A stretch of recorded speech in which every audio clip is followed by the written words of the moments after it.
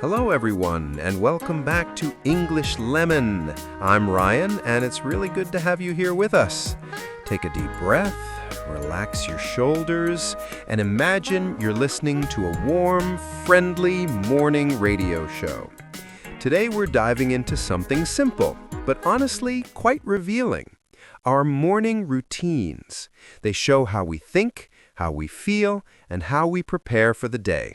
And I'm happy to say Linda is here with me like always. Hi, Ryan. Hi, everyone listening. It feels great to be here again. I'm sitting with my tea, feeling calm, and I'm ready to talk about mornings, one of my favorite topics. Let's start with the basics, Linda. When does your morning actually begin? Not the time your alarm rings, the moment you actually open your eyes. Oh, that's an important difference. My alarm rings at 6:30, but I usually open my eyes at 6:45. I like lying there for a few minutes, listening to the quiet. Sometimes I even stretch like a cat, very slowly before I get up. That sounds incredibly peaceful. My alarm rings at 7 and, well, I open my eyes at 7 and 10 seconds. I stare at the ceiling, wondering who invented mornings. Someone who clearly hated people. Exactly. But once I accept that I must join the world, I sit up, grab my phone, and check the weather. Sometimes I check my messages, which is a terrible idea because suddenly my brain starts working too fast. I know that feeling. I try not to look at my phone immediately. Instead, I sit for a moment and ask myself, okay, Linda, what kind of day do you want today?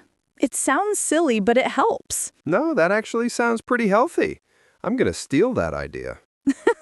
So, what do you do after you successfully stand up? I walk to the kitchen and drink a big glass of cold water. It hits my system like an electric shock. Then I turn on the coffee machine because without coffee, I'm basically a malfunctioning robot. A malfunctioning robot. I can picture that. For me, the first real step is the shower. A warm shower feels like someone gently pushing me into the day. Do you shower every morning? Almost every morning. There are rare days when I'm running late and skip it, but then I feel like I'm still half asleep. Fair enough. Meanwhile, I prefer night showers. In the morning, if I get under warm water, I become philosophical. And suddenly I'm thinking about my childhood, the meaning of life, or why socks disappear in the laundry. Yes, morning showers are dangerous. They can turn into 20-minute therapy sessions. So, after the shower, what happens next? Breakfast. I love breakfast. Usually yogurt with fresh fruit, sometimes oatmeal, and on good days, I make scrambled eggs. I prepare everything calmly, like a small morning ritual. That sounds like a cooking show. My breakfast is coffee. Just coffee. Maybe a banana if I'm pretending to be healthy. That's not breakfast. That's damage control. I know. But on weekends, I transform. I become Chef Ryan. Toast, eggs, pancakes, sometimes even avocado toast if I feel fancy. Wow, so you're secretly a brunch person. Absolutely. Saturday mornings turn me into a different human. After breakfast, or coffee, how do you prepare for the day? I sit at the table for a few minutes. No music, no talking, just silence. I look at my tasks, check my calendar, and make a short list of things I want to finish. It feels like I'm giving my brain a map. I do something similar.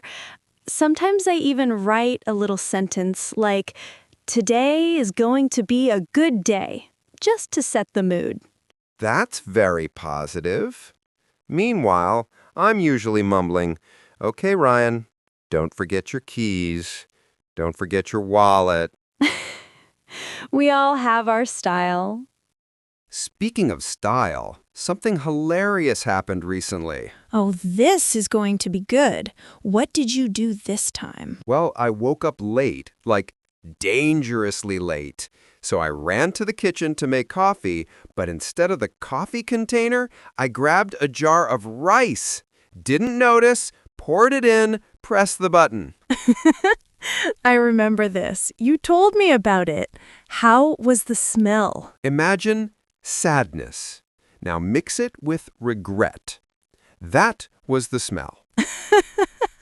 You created rice water coffee, a new trend. If that becomes a trend, humanity is doomed. Maybe you need to wake up 15 minutes earlier. Yes, that's definitely the lesson.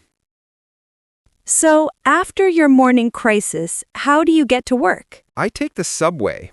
Those 10 minutes are actually really nice. I watch people, listen to music, sometimes listen to podcasts, and sometimes I just stare at nothing like a tired owl.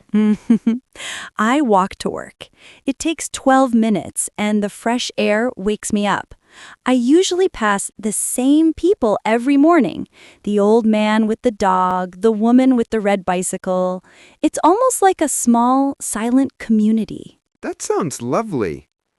But what about winter? Is that still lovely? Winter mornings? No. Winter mornings are a personal battle, but I still walk. Very quickly. I don't blame you. So, what's the first thing you do at work? I put my bag down, turn on the computer, sit back, and breathe deeply. Then I wait for the computer to load, which sometimes takes longer than my entire morning routine. Yes, computers in the morning are slower than humans. Once everything is ready, I start answering emails, checking messages, and then things get busy. Same here. I always drink my tea while reading emails. It's like my quiet moment before the day explodes. Vocabulary moments.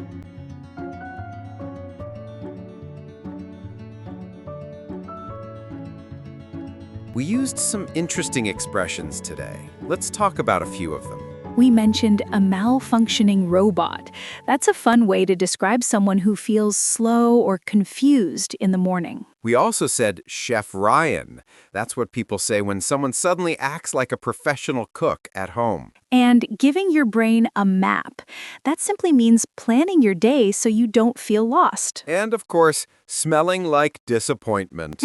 A dramatic way to describe something that goes very wrong. All right, everyone, after a short pause, it's time for our question of the day. Here it is. What is the very first thing you do after waking up? We'd love to hear your answer. Share it with us in the comments or send us a message. Thank you so much for spending this time with us. We hope this longer conversation felt warm, real, and maybe even a little comforting. If we made you smile, kept you company, or taught you something new, that means a lot to us. Don't forget to follow English Lemon for more natural English conversations. Have a wonderful day. And we'll see you in the next episode.